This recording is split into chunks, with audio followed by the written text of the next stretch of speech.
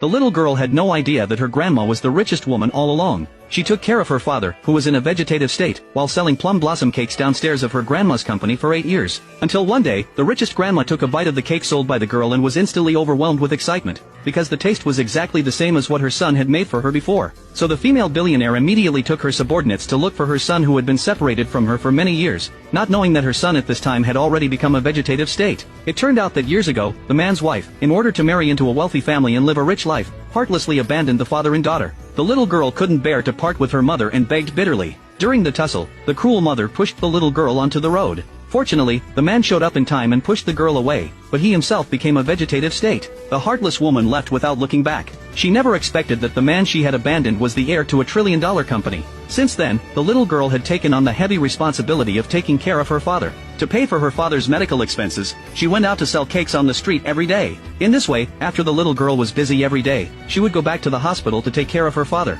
Soon it was the Mid-Autumn Festival. The doctor told her that even if she managed to raise 30,000 yuan to use the new medicine for her father, he might not wake up. The doctor advised her to give up. After all, she was still young and should also save some money for her own life. But the girl told the doctor that she already didn't have a mother and didn't want to lose her father. The patients in the same ward were all touched by the little girl's perseverance, and thus they all showed their love and donated money to help the girl. Everyone's kind deeds deeply moved the girl. Indeed, there is true love in the world. Just when the medical expenses